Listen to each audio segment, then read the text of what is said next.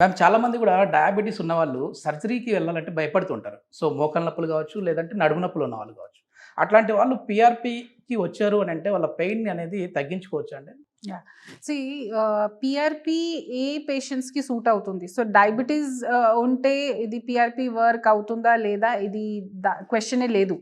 తప్పకుండా ఒక ఆప్షన్ ఉంది పీఆర్‌పీ. నాన్ సర్జికల్ ట్రీట్మెంట్ ఉంది.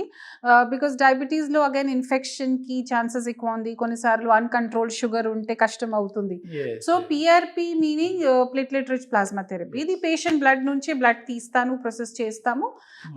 మోకాలు నొప్పి ఉంటే మోకాల్లో ఆర్ బ్యాక్ పెయిన్ ఉంటే, ఫ్రోజన్ షోల్డర్ ఉంటే, యాంకిల్ ఇంజరీస్ ఉంటే వేరే వేరే ప్లేస్‌లో ఏ ప్లేస్‌లో డ్యామేజ్ ఉంటే నొప్పి తగిలింది కోసం పీఆర్‌పీ చేస్తున్నాను. ఓకే. సో, దానికి ఏసెప్టిక్ ప్రికాషన్స్ ఫాలో చేస్తున్నాను. సో, ఇన్ఫెక్షన్‌కి ఆర్ వేరే రెస్ట్రిక్షన్స్ ఏమీ లేదు.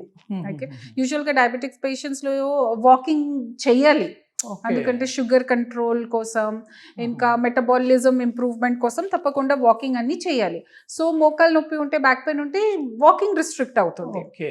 So, okay. ఈ పీఆర్‌పీ వల్ల తీసిన తర్వాత నార్మల్ లైఫ్ స్టైల్ అలాగే చేయాలి. వాకింగ్ అన్నీ చేయాలి.